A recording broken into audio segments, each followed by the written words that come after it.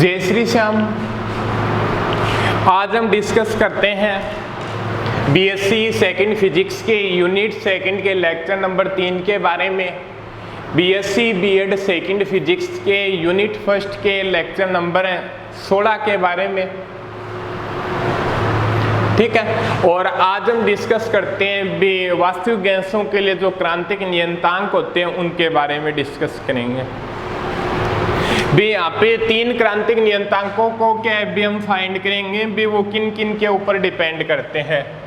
भी यहाँ पे फर्स्ट, सेकंड और थर्ड।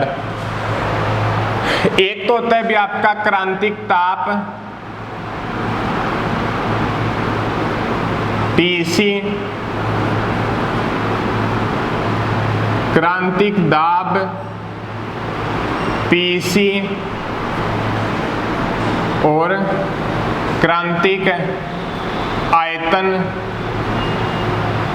VC के बारे में क्या है भी हम डिस्कस करेंगे। क्या भी अपने एक चीज तो क्या है भी हम अच्छे तरीके से फाइंड कर चुके हैं भी किसी गैस का क्रांतिक ताप क्या होता है, उसके बारे में हमने क्या भी डिस्कस किया भी था। पीछे वाले ग्राफ के अंदर एक चीज फाइंड की थी भी एक निश्चित ताप, जैसे CO2 गैस के लिए 31.1 डिग्री सेल्सियस से क्या भी अधिक ताप पर दाब बढ़ने से गैसों का द्रवण संभव नहीं होता है, चाहे कितना ही दाब इंक्रीज कर दिया जाए। उस निश्चित ताप को हम बोलते हैं क्रांतिक ताप। दोबारा सुनिएगा, पीछे वाले लेक्चर के अंदर डिस्कस किया था भी किसी गैस के लिए वह निश्चित ताप जिससे अधिक ताप पर दाब बढ़ाने से गैसों का द्रवण संभव नहीं होता है या गैस द्रव अवस्था में चेंज नहीं होती है, उस निश्चित ताप को क्या बोलते हैं भी अपने क्रांतिक ताप बोलते हैं। और वहां पे जो क्रांतिक बिंदु पर जो क्रांतिक दाब जो प्रेशर का बिंदु होगा वो क्रांतिक दाब कहलाएगा, और वहां पे आयतन का बिंदु होगा वो क्या कहलाएगा भी क्रांतिक आयतन कहलाएगा। ये क्या भी हम पीछे वाले लेक्चर के अंदर भी बता चुके हैं। अब क्या भी इन तीनों बिंदुओं के बारे में क्या भी हम डिस्कस करेंगे, इसे फाइंड करेंगे। एक बार क्या भी इसे साफ कर देते हैं। भी यहाँ पे बिंदु किन किन बातों के ऊपर क्या भी डिपेंड करते हैं। अब क्या भी क्रांतिक नियतांक को फाइंड करने जा रहे हैं आज। कौन से विक्रांतिक दाब PC, VC और TC। तो अब देखिएगा वान डेर वाल्स समीकरण क्या होती है। वान डेर वाल्स समीकरण वास्तविक गैसों की अवस्था समीकरण या वान डेर वाल्स समीकरण एक ही होती है। वो क्या होगी भी आपके P + A/V² V - B और इनटू RT। ये होती है भी अपनी वान डेर वाल्स समीकरण, फाइंड भी कर चुके हैं भी अपने। तो यहां से किस प्रकार से लिख सकते हैं भी अपने P + A/V² RT V - B और P = क्या लिख सकते हैं भी RT V - B -A/V² समीकरण नंबर 1। ये चीज क्या भी आपकी फाइंड हो गई, यही ठीक है। अब क्या है भी उसके बाद में देखते हैं। अब एक चीज की डिस्कस करता है भी अपने जो समतापी वक्र का जो ग्राफ प्लॉट किया था भी थोड़ा क्या भी समतापी वक्र जो नियत टेम्परेचर के ऊपर दाब और आयतन के बीच में जो ग्राफ खींचा था उसे समतापी रेखाएं बोलते हैं या समतापी वक्र बोल दो। अब क्या है भी समतापी वक्र के ऊपर जो ग्राफ प्लॉट होता है, थोड़ा सा सोचने वाली बात है। समतापी वक्र के ऊपर क्या जो ग्राफ प्लॉट होता है वहां पे क्या है भी एक जो BC अवस्था आती थी अपनी, ठीक है। एक क्या है BC अवस्था थी भी अपनी 12.5 पे ही था ना, सॉरी 13.1 पे, 13.1 डिग्री सेल्सियस के ऊपर। और बी डैश सी डैश अवस्था थी भी अपनी 21.5 डिग्री सेल्सियस के ऊपर। ठीक है, और उसके बाद की जो अवस्था थी वहां पे 31.1 डिग्री सेल्सियस, उसके बाद में 48.1 डिग्री सेल्सियस। इस प्रकार की क्या भी कंडीशन थी। तो यहाँ पे जो अवस्था थी बीसी अवस्था थी, यहाँ पे क्या है भी जो ढाल प्राप्त होती थी, जो वक्र की जो ढाल प्राप्त होती थी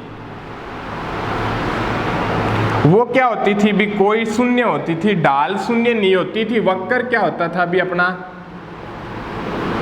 क्षैतिज होता था। इस प्रकार से वक्र प्राप्त होता था। क्षैतिज की कंडीशन के अंदर भी इस प्रकार से घुमावदार नहीं प्राप्त होता था, क्षैतिज होता था बीसी अवस्था, बी डैश सी डैश अवस्था के अंदर। और यहाँ पे क्या माना था भी बी और सी अवस्था क्या हो जाती थी, न्यूनतम हो जाती थी। बी सी अवस्था से बी डैश सी डैश अवस्था क्या होती थी, न्यूनतम होती थी। और इससे आगे की जो अवस्था होगी बी सी की अवस्था, B dash B double dash C double dash मान लो, वो अवस्था क्या होगी भी उसके पे और न्यूनतम होगी भी। ये ज्यादा है, फिर ये कम, फिर ये कम, फिर ये कम, इस प्रकार से कम होती हुई जाती थी। तो यहाँ पे इस टेम्परेचर के ऊपर क्या भी वो अवस्था मानते हैं भी काफी ज्यादा न्यूनतम थी, एक बिंदु के बराबर थी। और वो बिंदु क्या है भी P है। तो यहाँ पे इस बिंदु की जो अवस्था होगी वो बी डैश डबल डैश और सी डबल डैश काफी ज्यादा न्यूनतम थी।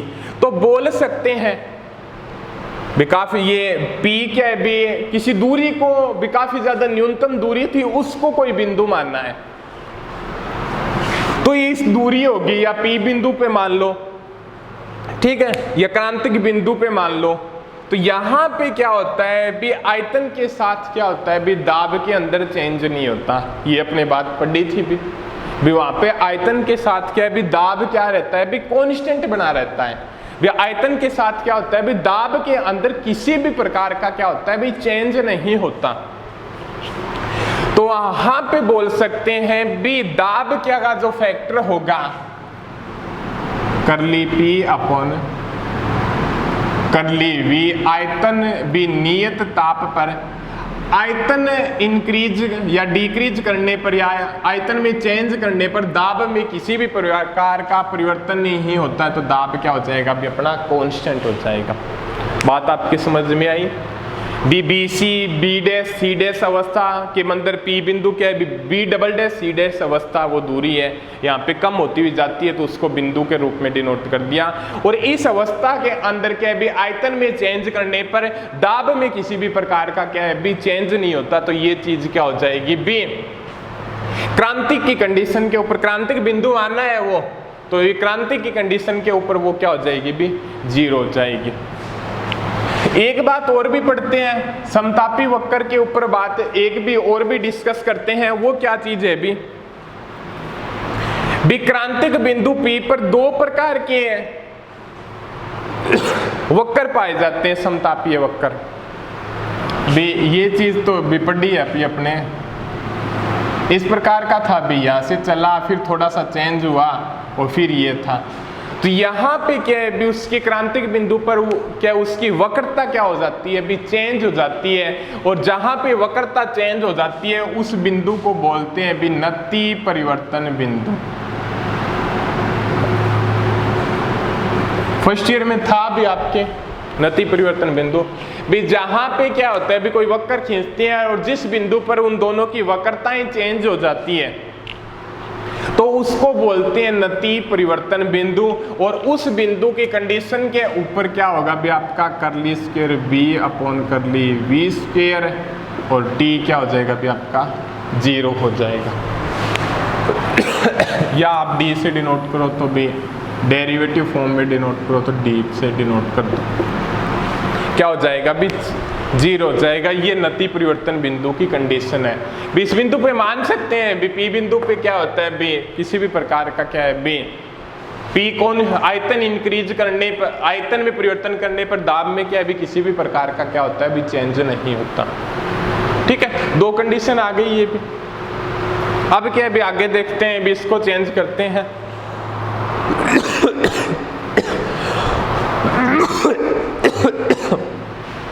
एक मिनट रुकिएगा। डेरिवेटिव कर दो आप इस समीकरण का।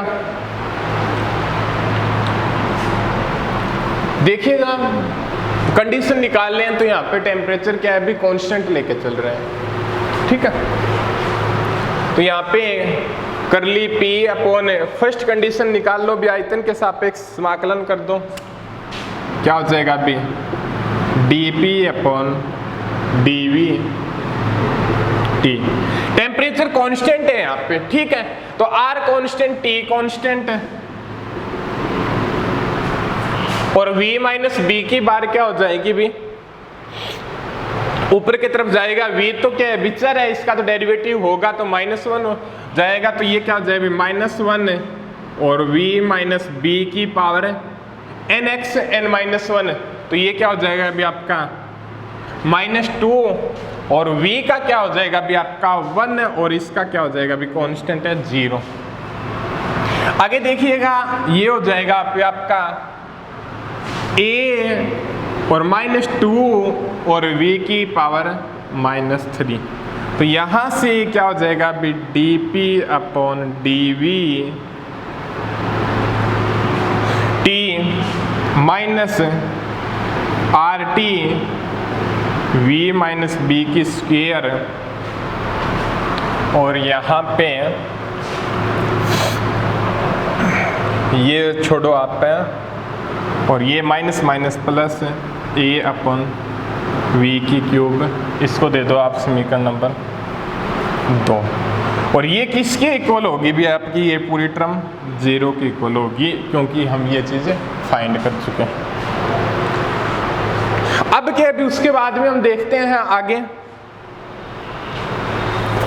जिस जरूरत है वो इक्वेशन नोट कर लो, और बाकी क्या अभी हम साफ कर देते हैं। P equal to RT V minus B A upon V square समीकरण नंबर 1, और ये जरूरत पड़ेगी अपने dP upon dV, constant temperature के ऊपर बात कर रहा है, वो क्या हो जाएगी भी आपके minus RT upon V minus B की square plus A upon V cube equal to 0 समीकरण नंबर 2 आ गया। क्लियर है यहाँ तक? अब क्या भी उसके बाद में आगे डिस्कस करते हैं।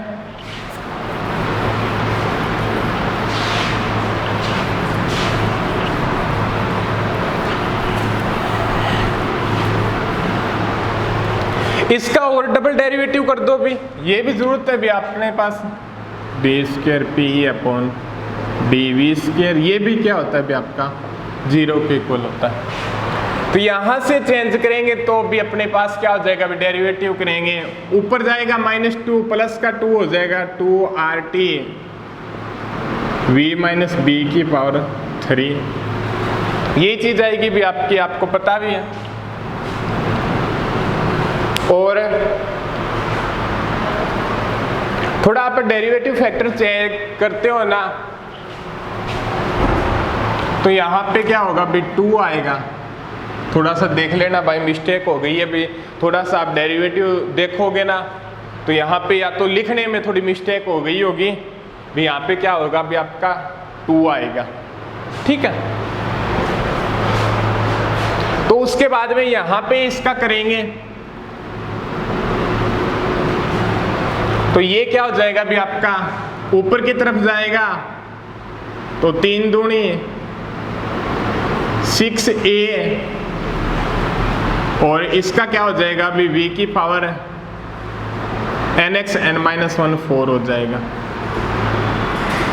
ये चीज आ जाएगी भी आपके सामने। Bp equal to RT upon V minus B upon V square करली P dP upon dV minus RT upon V minus B की square plus 2A upon V cube, और D square P upon dV square 2RT V minus B की cube minus 6A upon V की 4 equal to 0। थोड़ा सा derivative factor क्या भी देख लेना भाई, मिस्टेक से लिखा गया या तो यहाँ पे लिखा गया हो या यहाँ पे लिखा गया होगा, थोड़ा सा चेक कर लेना आप, कोई मिस्टेक हो गई होगी। अब क्या भी उसके बाद में आगे डिस्कस करते हैं भी अपने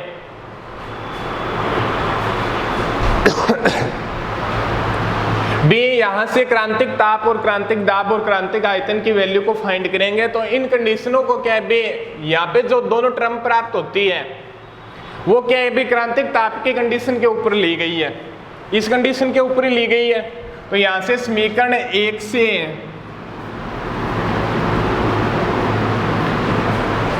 क्या हो जाएगा भी आपका PC equal to RTC VC minus B A upon VC square, समीकरण नंबर 4। ठीक है। और आगे आप समीकरण 2 से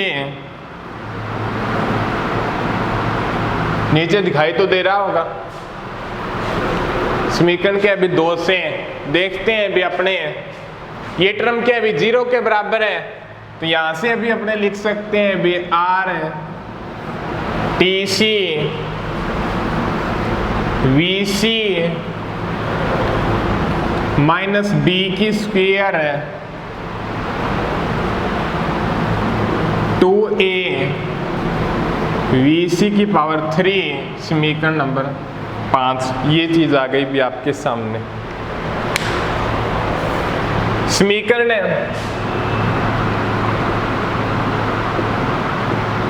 3 से देखते हैं भी हमारे पास क्या चीज प्राप्त होगी।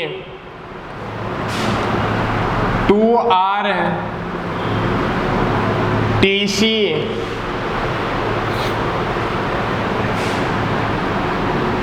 VC माइनस B की क्यूब 6A VC की 4, समीकरण नंबर 6। ये 3 क्या है भी आपके सामने इक्वेशन प्राप्त हो गई। अब क्या है भी उसके बाद में हम डिस्कस करते हैं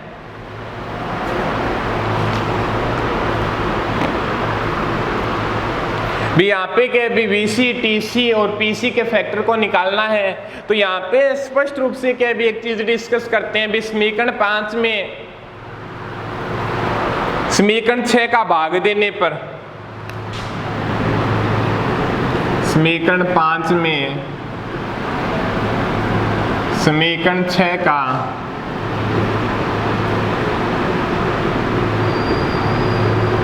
भाग देने पर क्या चीज प्राप्त होगी। RTC VC माइनस B की स्क्वायर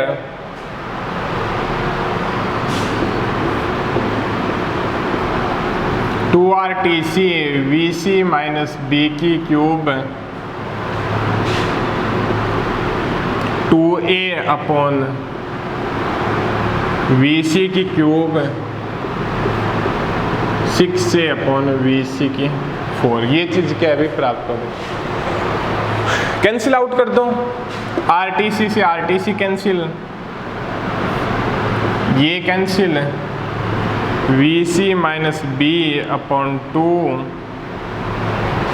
A से A कैंसिल 3 और VC, तो VC अपॉन 3। तो यहाँ पे क्या आ जाएगा 3VC minus B 2VC, 3VC minus 2VC इधर की तरफ जाएगा 3B और VC इक्वल टू क्या आ जाएगा भी आपका 3B आ जाएगा। तो एक लेसन तो आपके सामने क्या प्राप्त हो गया अभी VC इक्वल टू क्या आ गया अभी आपका 3B आ गया। ठीक है। बाकी क्या इसको साफ कर देते हैं भी आपका VC क्या आ गया अभी 3B आ गया, समीकरण नंबर 7 मान लो। ठीक है। अब क्या भी उसके बाद में देखते हैं, 1 मिनट रुकिएगा।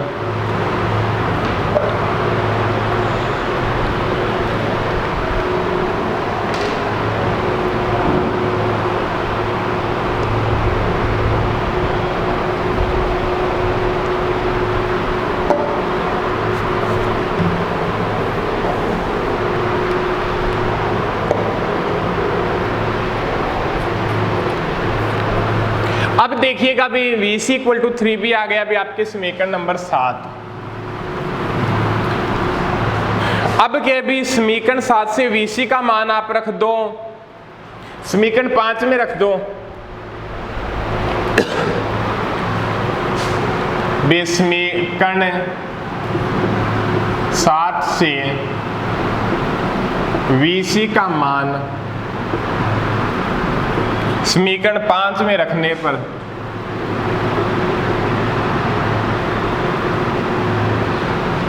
क्या चीज प्राप्त हो जाएगी? रख दो R TC VC की वैल्यू क्या है? 3B है, 3B माइनस B 2B की स्क्वायर 4B स्क्वायर 2A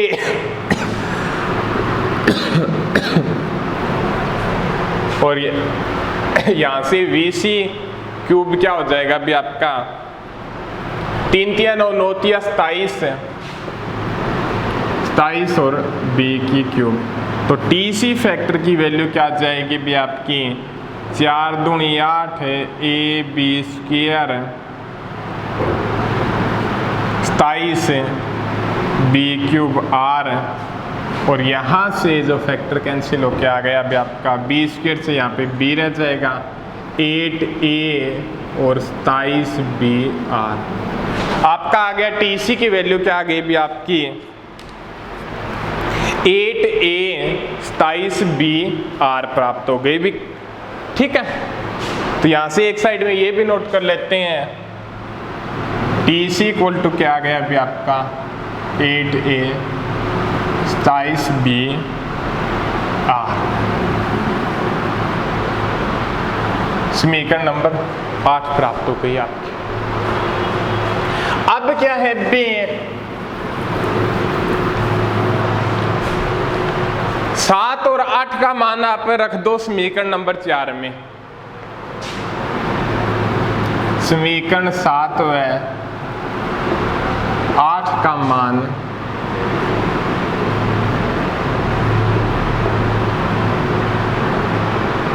समीकरण 4 में रखने पर PC आएगा यहाँ पे अपने PC R TC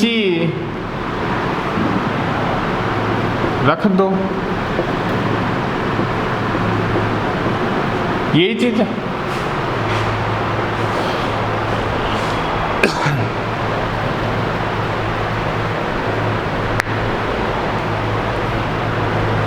ठीक है, अब माइनस A VC स्क्वायर क्या है भी आपका VC क्या है भी 3 3 9 B स्क्वायर। थोड़ा सा और चेंज भी हो सकता है VC आपने क्या है भी 3B है तो PC क्या आ जाएगा भी 8AR 3B माइनस B क्या हो जाएगा भी आपका 2B और 2B 27BR। ठीक है, minus A upon 9B square. यहाँ से क्या हो जाएगा भी आपका R से R कैंसिल हो जाएगा 2 एकम 2 2 चौके 8 तो PC क्या हो जाएगा भी आपका 4A 27 B square minus A 9B square और PC इक्वल टू क्या हो जाएगा अभी आपका 27B स्क्वायर तो 4A और 9 27 माइनस 3A तो PC इक्वल टू क्या आ जाएगा अभी A अपॉन 27B स्क्वायर। ये आपकी समीकरण नंबर 9। तो PC equal to A upon 27B square आ गया अभी आपका समीकरण नंबर 9 आ गया। ठीक है, नोट कर देते हैं।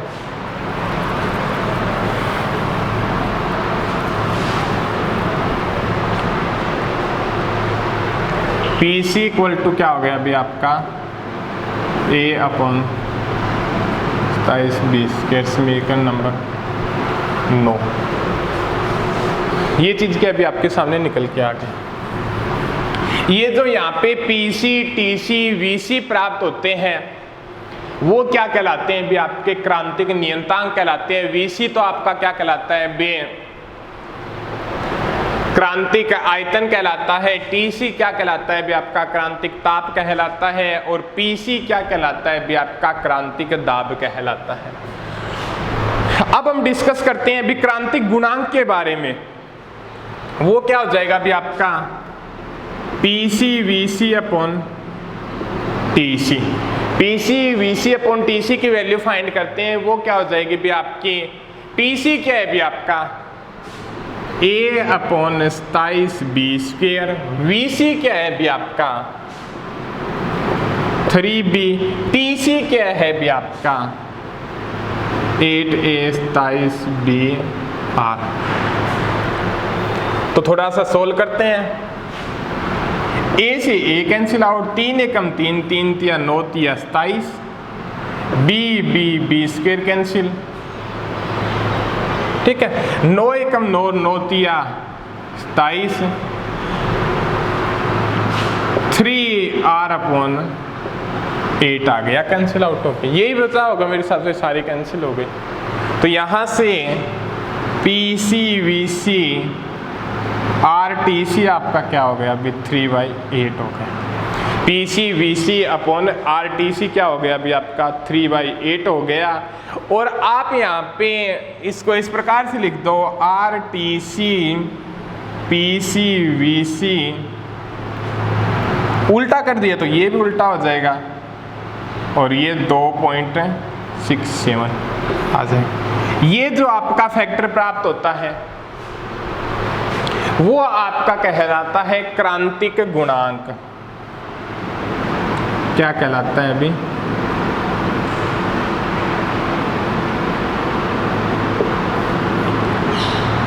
क्रांतिक गुणांक, ठीक है। और इस क्रांतिक गुणांक का मान क्या होता है भी? सभी गैसों के लिए क्या होता है भी? समान होता है भी। इस क्रांतिक गुणांक का मान क्या होता है भी? सभी गैसों के लिए क्या होता है भी? एक समान होता है।